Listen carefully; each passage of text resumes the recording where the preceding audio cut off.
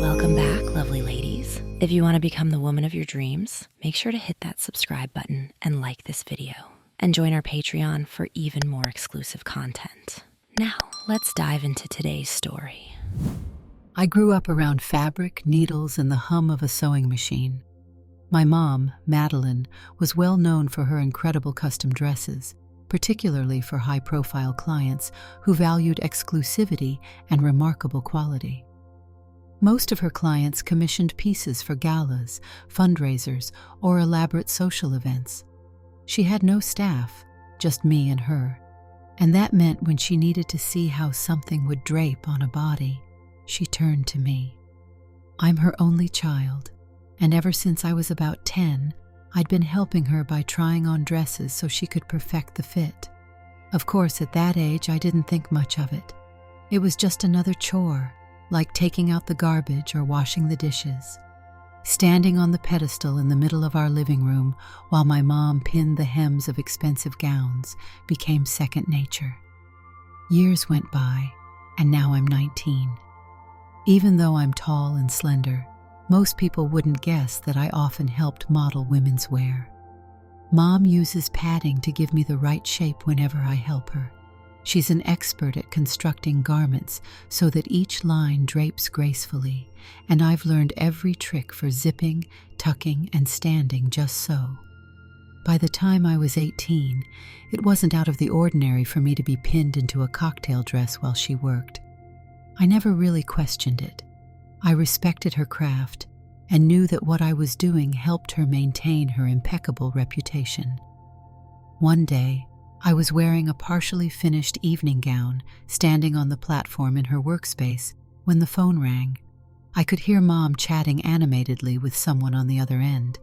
She recognized the caller immediately. It was one of her regulars, a sophisticated woman named Mrs. Stickney. She was known for her active role in charitable organizations and high society events. When Mom put down the receiver, she had an amused look on her face. "All right, that was interesting," she said, squinting at me as I turned, carefully balancing in my heels. She began adjusting the side seams of the gown. "That was Mrs. Stickney. Her daughter has decided she wants nothing to do with this year's debutante presentation. Now there's an empty spot that needs to be filled." I stared back at her. Does she know anyone who might take her place? She was asking if I could think of anyone suitable. The family's already paid all the fees, so whoever steps in basically just needs a dress. I shrugged, thinking that perhaps a neighbor's daughter or a friend might jump at the chance, but I didn't offer up any names. Then, while Mom went back to examining the gown's hem, I felt a jolt of curiosity. I blurted out, "So, could anybody become a debutante? The spot's already paid for, right?" Mom set her pincushion on the table and turned to me with one eyebrow arched. "Are you serious? You mean you?" I couldn't immediately answer. The thought had come out of nowhere, but once it was spoken, it made sense. After all, I'd been wearing her dresses for years, but I'd never actually gone all the way. Hair, makeup, the complete look.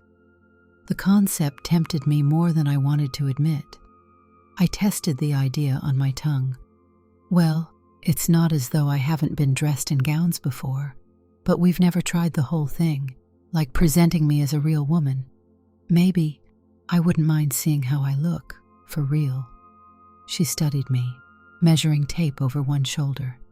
"If that's what you really want to do, we can at least try an outfit and see if it's even workable. You'd have to look completely convincing in everyday clothes first, not just formal dresses. In real life, women typically wear skirts, jeans, or casual dresses, something far simpler than a beaded gown." She paused and then raised both hands. "Before you jump in headfirst, let's do a trial run.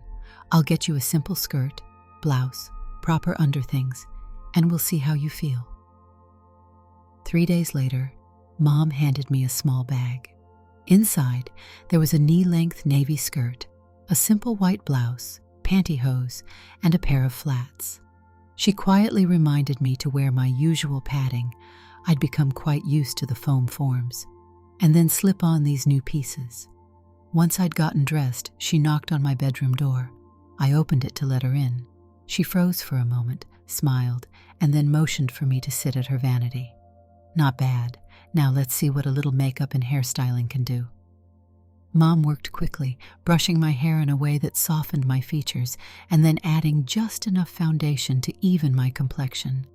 She used a subtle eyeshadow and a touch of mascara, then blotted lipstick on my lips to give them a gentle color.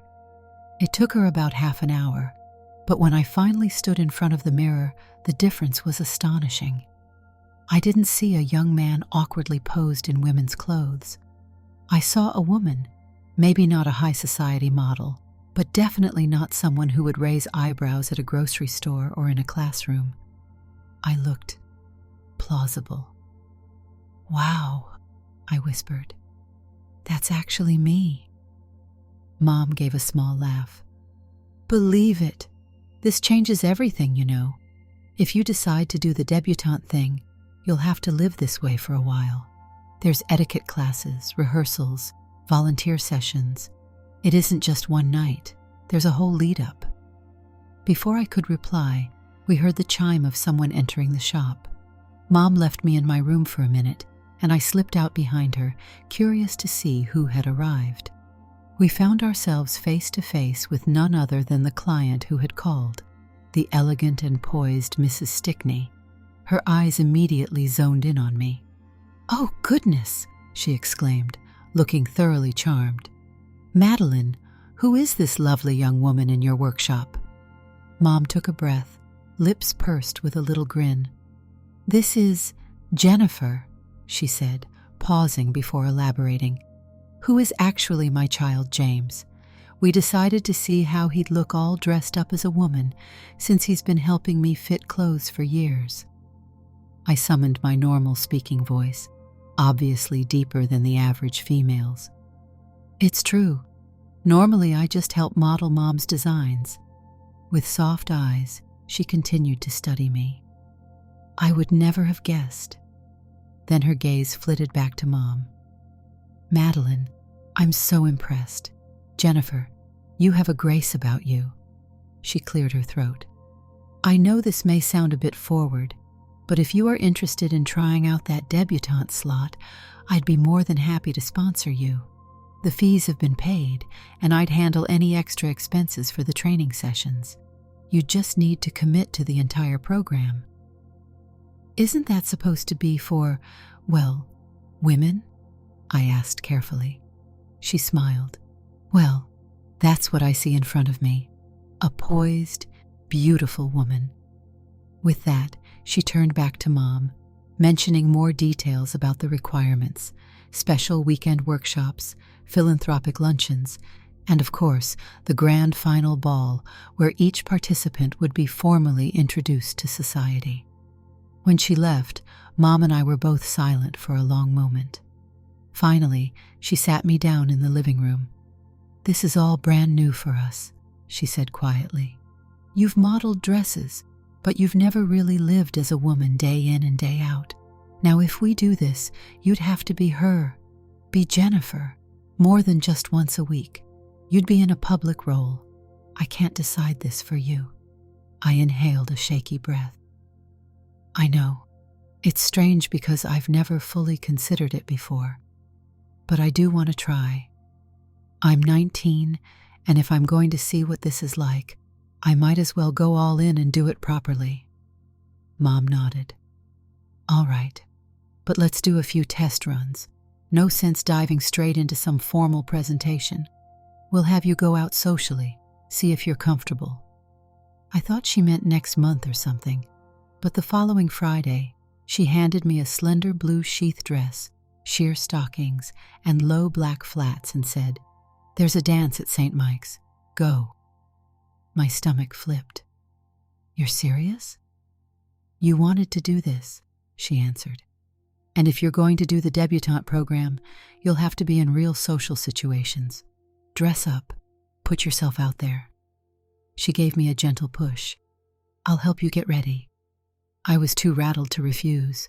By the time she finished my hair and makeup, I looked polished in the blue dress.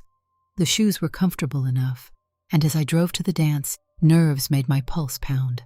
I found a small table and sat, my knees together, ankles crossed, something my mom had reminded me to do. There were a lot of people there, mostly in their early 20s, chatting, dancing, enjoying the lively music.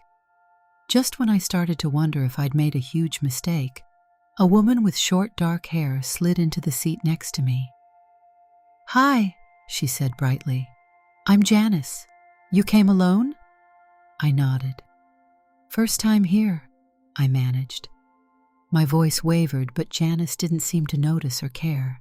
She introduced herself, told me that she often came here with friends, but they were off dancing at the moment. 2 minutes later, a friend of hers signaled for her to join him on the dance floor. Then, to my surprise, someone else looked straight at me and asked, "Hey, you want to dance?" It was a tall young man wearing a casual button-down shirt. My mind whirred, but I put my hand in his and followed him onto the dance floor. The music was a slow tempo. As he guided me gently, I realized how surreal it felt to be held close by a man as a woman. There was a moment when our eyes met, and I felt oddly lightheaded. I glanced away, focusing on keeping my steps smooth. Later, I returned to my table and ended up chatting more with Janice. We exchanged contact details as we left, and the entire drive home I replayed the experience in my head. It was exhilarating. Mom was still awake when I got in, and I told her how nervous I'd been, but also how alive I felt. She just nodded knowingly. By the next day, Janice was texting me, suggesting we meet up. I agreed, and Mom encouraged me to wear a casual skirt and top. Janice and I ended up at the local shopping center, flipping through lipstick shades and browsing for mascara, that sort of thing. I caught a glimpse of myself in a passing window reflection, this tall but not awkward woman with a bright smile. It gave me chills. I was actually pulling this off in broad daylight, among dozens of shoppers, and no one batted an eye. A week later, Janice dragged me along to another dance.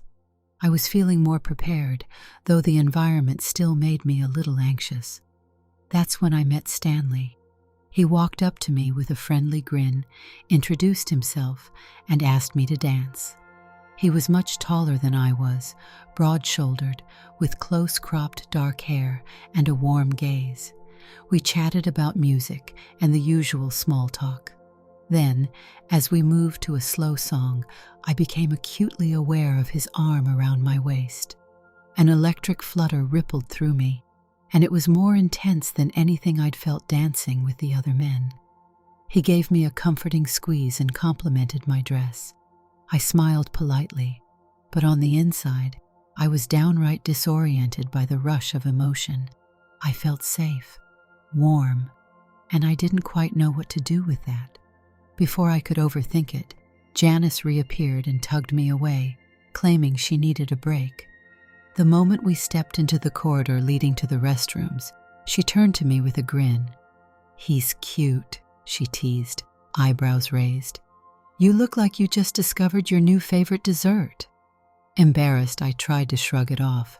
"He's nice," I mumbled, though my heart was still doing flips. "You can't fool me," she said. "I see you blushing."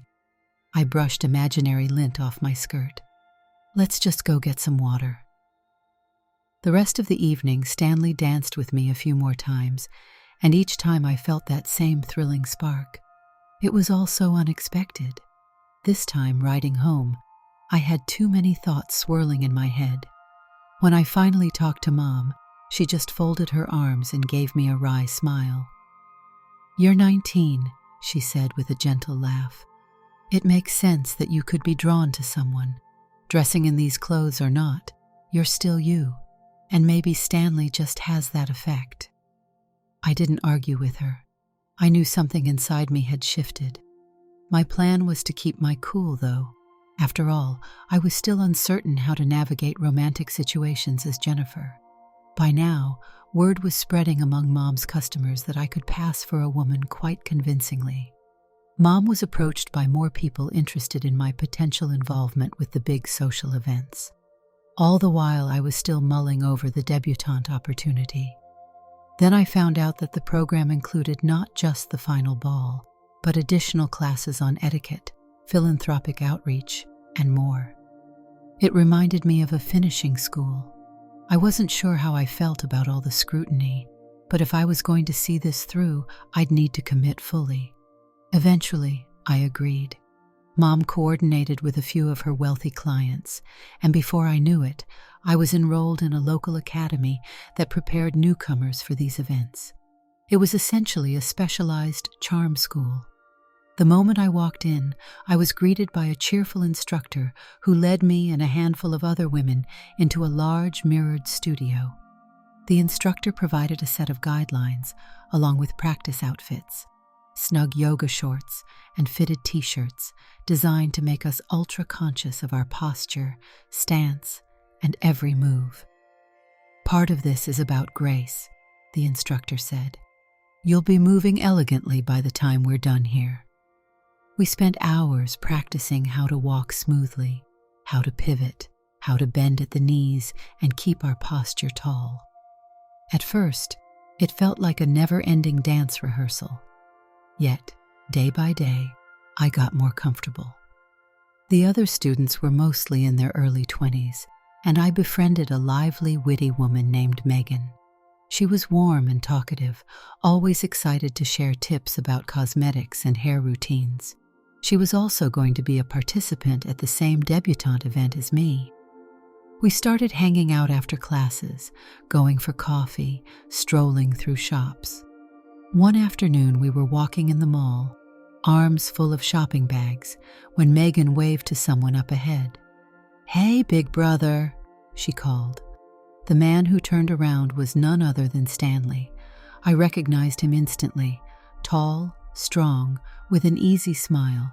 His eyes lit up and he headed our way. "What are you two up to?" he asked, glancing at Megan and then at me. Megan gestured to the shops around us. "We're just stocking up on clothes for next season," she explained. Then she angled her head toward me. "Stan, this is Jennifer, my friend from the academy. Jennifer, this is my brother Stanley." He nodded, though we'd already met at the dance. "We've actually met," he said softly, a teasing lilt in his voice. "Nice to see you again, Jennifer." His gaze was friendly but probing, as if he remembered exactly how close we'd danced. After a minute of pleasantries, Megan grabbed me by the elbow, gave her brother a quick goodbye, and whisked me off. "You know, he asked me about you after that dance," she said. "Wanted to know if I had your number." Heat flared in my cheeks. "Seriously?" I tried to keep my face neutral. "And did you give it to him?" She flashed a mischievous grin. "I may have." I felt a strange combination of nerves and excitement. I'd never quite been in this situation before. That night I got a text from Stanley asking if I'd like to go out for coffee. My pulse quickened, but I said yes. On Saturday evening, I found myself sitting across from him at a cozy cafe with live acoustic music. We sipped cappuccinos and chatted about everything from sports, which I carefully avoided giving away that I knew far too much about from my old life, to local theater. Eventually, the conversation led to the academy, and I explained how I'd gotten involved because of Mom and her connections. Stanley's expression remained open and accepting as he asked questions, never once looking suspicious. After we finished our drinks, we strolled around the nearby park, the sun setting behind tall trees. He was quietly confident, occasionally brushing my hand with his. Finally, he paused near a bench and reached out gently, his fingertips brushing along my cheek. In that moment, I could barely breathe. Then he leaned forward, and we shared our first kiss. It was a soft, fleeting press of lips, but it sent my head spinning. My cheeks flamed, and I instinctively leaned into him. It was unlike anything I'd ever felt, and for the first time, I realized just how far I'd come from those days of simply wearing dresses for my mom. Now, I felt an identity forming around Jennifer, one that had thoughts, emotions, friendships, and maybe even romance. That night, I lay awake in bed, heart racing. I felt both excited and unsettled. The next morning, I told my mom about it. Well, only the part about the coffee and maybe a subtle mention of the kiss. She gave me a cryptic half smile and reminded me to be cautious. "If you're going to keep seeing Stanley, you'll need to think about how you handle all this," she said. "Not everyone will be as open-minded as you'd hope, and if this is going to be a part of your life, you need to be prepared." I appreciated her concern, but also felt a powerful draw to keep forging ahead. As the weeks passed, I got more comfortable living every day as Jennifer. Between the academy classes, volunteering at local events, shopping with Megan, and seeing Stanley whenever our schedules allowed, I was busier than ever. I also decided to pursue certain physical changes to make me more at ease in my new role.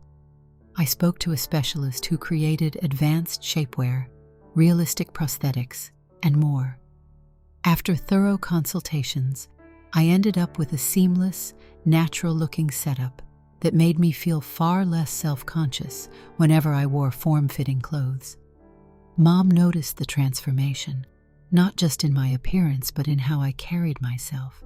She even threw me a birthday party, my 20th, inviting a mix of our extended family, her longtime clients, and some of my new friends, including Megan and Stanley. I wore a breezy sundress with thin straps matched with delicate heels and styled my hair in a soft wave.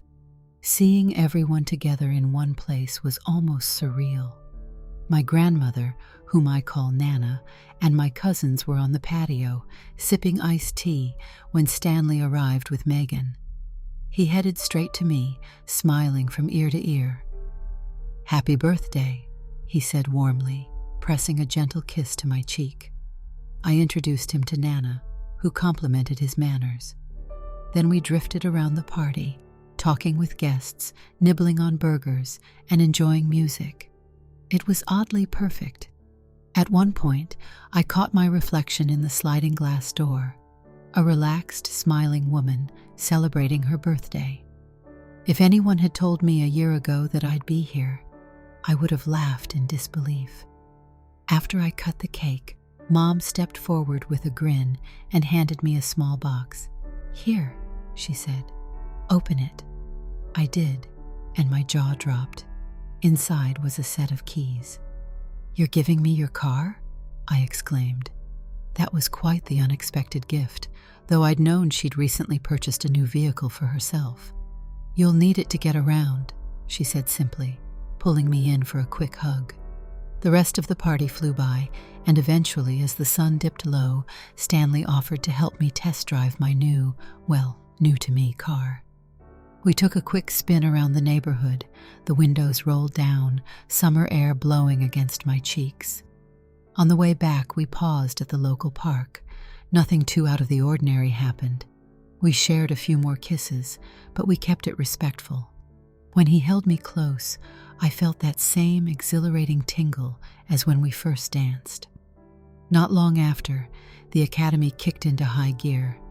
We were only weeks away from the debutante presentation, which meant daily rehearsals. I practiced the formal waltz with a class partner, practiced curtsies, and prepared for the philanthropic segment. As part of this program, each debutante selected a cause. I chose a local literacy organization, which hosted reading sessions for adults who needed help. For the official ball, we'd each wear a signature gown and present ourselves to the philanthropic committee, local dignitaries, and of course, our guests. Naturally, Mom stepped in to design my gown. We spent hours picking out fabric. She settled on an ivory satin with delicate lace overlays, plus subtle beadwork around the bodice. At the final fitting, she stood back, one hand over her heart. "I've spent my life dressing women for big events," she said, a bit misty-eyed. "But this is the first time I've made something for you in this way, with you as the star." I felt my own throat tighten, and I gave her a small nod. "You outdid yourself, Mom." When the night of the debutante presentation arrived, I was a ball of nerves. One by one, each participant stepped onto the stage with her escort, performed a brief waltz, and then paused to acknowledge the crowd. Stanley was, of course, my chosen escort. He looked so polished in his classic tuxedo. When he held out his arm, I slipped mine through his, and we glided out together. I could practically feel my pulse in my ears as we made our circuit, but I focused on standing tall, remembering my training. My full skirt rustled as we crossed the floor. The overhead lights illuminated my gown's intricate beading, and when I pivoted to face the audience, I caught a glimpse of Mom and Nana in the crowd, beaming with pride. After the formal segment, the ball turned into a lively evening of music and conversation. I caught up with Megan, who was glowing in her own gown, and we exchanged congratulations. Stanley stayed at my side, occasionally whisking me off to the dance floor or offering me a glass of water. At one point, while we were standing off to the side, I realized how comfortable I felt, not just with him, but with myself. This was a moment I wouldn't trade for anything, a night of glimmering elegance, new friends, and a sense of belonging. Later, after the applause and the photos, after we said our goodbyes and parted ways, I returned home. I slipped out of my gown, hung it with care, and changed into something more casual. Stanley came by soon after, still in his tux. We ended up in the living room, music playing softly from my phone. He took my hand, guided me in a slow, improvisational dance. He leaned in to give me a gentle kiss on the forehead, then another on my cheek, and finally on my lips. My heart fluttered. So many complex emotions.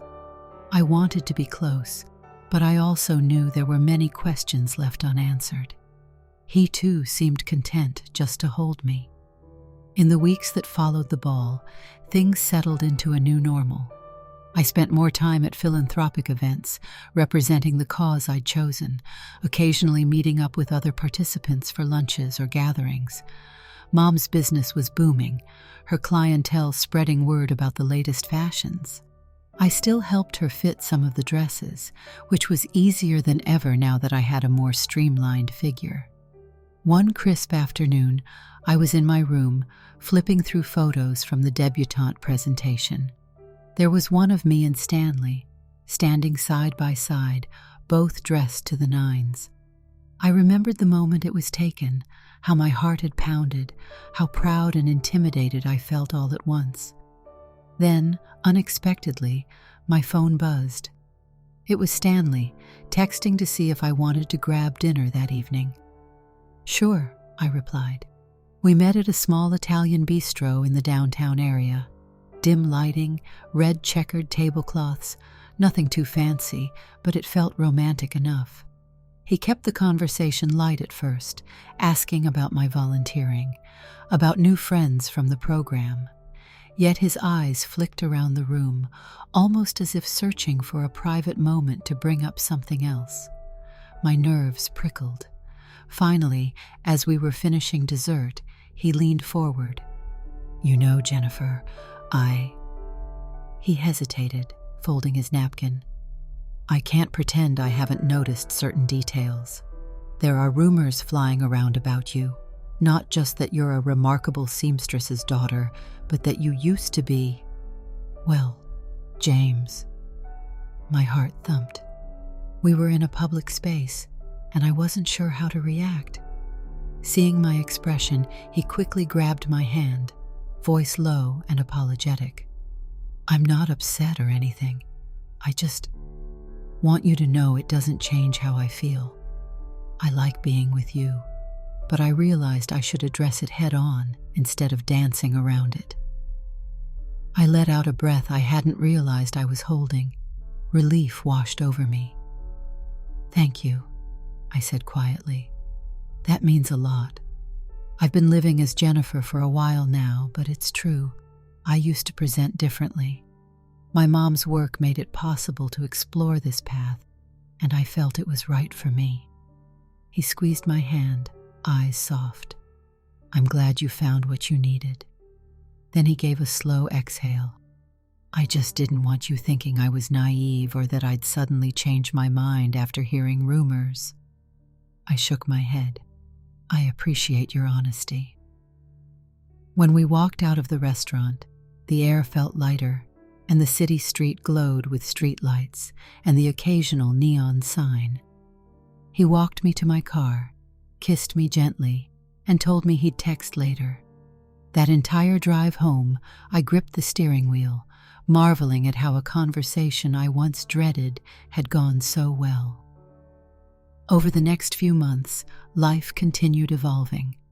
The last big milestone from the debutante calendar was a year-end charity gala where new alums were invited to celebrate the philanthropic achievements. I wore a sleek black gown that Mom had made, simple, form-fitting, and undeniably more mature than the frothy ivory piece I'd worn as a debutante. I felt grown up, in command of my look and my choices. Stanley escorted me again, though this time it felt more casual, like a couple attending a formal gathering, rather than an anxious new participant at an introduction ceremony. At that gala, I had conversations with several people who told me how my chosen literacy program had expanded over the past 6 months, thanks in part to the spotlight from the debutante group.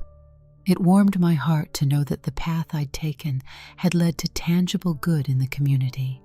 Mom and Nana were there, each beaming as they watched me socialize with ease. They saw me drifting from one table to another, chatting about volunteering, about the future, about new design ideas for Mom's store. In that moment, I realized that this entire journey, starting with me as a small child helping Mom pin dresses, had morphed into a real, meaningful part of who I am. Eventually, the night wound down, and we headed home. I kicked off my heels, changed into cozy pajamas, and sat in the living room with Mom, Nana, and Stanley. The conversation meandered, but eventually landed on the year behind us. Nana, ever the observant one, patted my hand. "You've had quite the time of it," she murmured, "but you've done wonderfully." I looked at Mom, seeing the pride in her eyes. She'd never forced me into any of this. It was all a chance to help her business. She'd supported me when I wanted to do more. I turned to Stanley, who offered me an encouraging nod, as if to say he was right there if I needed him. Not long after that evening, I made another personal choice to explore certain medical steps. I won't go into detail, but I discussed with my doctor the possibilities for making my presentation more aligned with how I now lived. It involved additional procedures that would eliminate the need for any external devices. The only reason I mention it is that it signified the final step in the outward transformation. I started a medical process that gradually shaped my body. Everything was done methodically and under professional guidance. It wasn't about chasing an image. It was about feeling consistent in my skin day to day. Stanley and I remained close. We took our time, never rushing anything. On weekends, he'd pick me up and we'd go for a drive along the coast or catch a movie. We disagreed sometimes, on sports, on music, or on what to eat for dinner, but nothing major. My circle of friends, which now included Janice, Megan, and some other academy acquaintances, accepted our dynamic with ease. Often, we'd all gather for casual dinners, and I'd watch how Megan would roll her eyes at her brother's silly remarks, or how Janice would crack jokes about her job at a local marketing firm. It felt normal, comfortable, and full of promise. Meanwhile, Mom's boutique thrived. She hired 2 more assistants to keep up with demand. I still helped when I could, but more often I was going to events or focusing on philanthropic activities. Every so often, I'd walk into her workspace, see a half-finished cocktail dress on a mannequin, and it would transport me back to when I was the one pinned into the bodice, turning slowly so she could adjust the seams. Sometimes we'd reminisce about that. She'd smile and point to me. "You've come a long way from being my stand-in model," she'd say, half laughing, half proud. One day, about a year after the big debutante ball, a local magazine reached out to do a feature on Mom's business. They wanted to interview her and take photos, capturing the relationship she had with her work. She insisted I be in the photo shoot, since I was an integral part of her backstory, even if not everyone knew how. The magazine arrived, set up their cameras and lights, and snapped images of me in a classic A-line dress that Mom had designed for a special client. It felt surreal, being in front of the camera for something more than just a family snapshot or a social event. They even asked me a few questions about growing up around sewing machines and cloth scraps, and I answered honestly, though politely glossing over the deeper nuances. When the article came out, it highlighted our partnership, how I'd helped with fitting, how I was now a participant in local philanthropic circles, and how Mom's creations had a certain magic about them, thanks to her attention to detail and her fearless approach. The piece was well received, and we got a few more inquiries from people who read about us. In time, I came to see that entire journey, from my earliest days standing on the platform in front of a mirror to the day I confidently danced at the debutante ball, as a set of experiences that shaped my current life. Even though it initially began out of practicality, it led me to a place where I could feel at ease. My closet no longer felt like a costume department. It was simply where I kept my clothes. My reflection in the mirror felt authentically mine, even on days when I wore minimal makeup, hair in a simple ponytail. It wasn't all effortless, of course. Mom and I had our occasional disagreements. She worried I might get hurt if people realized my history, or if Stanley ever changed his attitude. I worried too, but with each passing day the fears diminished. Some nights, Stanley would call me up just to say he missed my voice, and I'd sit on my bed, smiling at the ceiling, chatting about nothing and everything. We still went dancing sometimes, but also tried new experiences, like wine tastings at local festivals or taking weekend trips with Megan and her boyfriend. As for the philanthropic scene, I kept up my volunteering. The debutante group, upon completing the introduction year, often merges participants into an alumni network that helps them stay involved in charity. I found it surprisingly rewarding. The literacy program I'd championed was now holding regular workshops at the library. On Saturday mornings, I'd help staff them, guiding adults through reading exercises and seeing their progress. Knowing that I was once the shy teen pinned into dresses, it amused me how I ended up helping others find new confidence. It felt right. Eventually, on an autumn day, I found myself strolling by the same park where Stanley and I had first had that quiet moment after a dance. The leaves were turning gold, swirling in the breeze. I was wearing a casual sweater and jeans, boots crunching on the pathway. It reminded me of that pivotal moment when we first discovered our connection. Thinking about it gave me a swirl of warmth in my chest. Since then, life has progressed steadily forward. The folks at the academy invited me to speak to a new group of debutantes, sharing experiences about etiquette training, volunteering, and how to manage life after the ball. My story was a bit unconventional, but the feedback I got was that it inspired some of them to embrace their own journeys, whatever those might be. Mom, for her part, is as busy as ever, still taking on high-profile requests. Every time I step into her shop, I can't help smiling at how far we've come. Sometimes I'll step onto that old platform, stand tall, and just for fun, she'll wrap a piece of fabric around me, checking how it drapes, as though we're back to square one. Then she'll say, "Thank you, darling," and we'll laugh at how that one simple routine started a whirlwind of changes neither of us predicted. When I think about what the future holds, I picture a life that continues this blend of creativity, community involvement, and personal growth. I remain close to the people who truly matter: Mom, Nana, my cousin, who teases me endlessly but loves me anyway, Janice and Megan, who keep me grounded and always find ways to have a good time, and of course, there's Stanley. We're pacing ourselves, finding a steady rhythm. He's easy to be with, someone who sees me as I am. From time to time, I'll catch him glancing at me with that gentle spark in his eyes, the same spark that first set my heart racing in that dance hall. Now and then, strangers or new friends ask how I ended up so confident wearing the dresses my mother makes.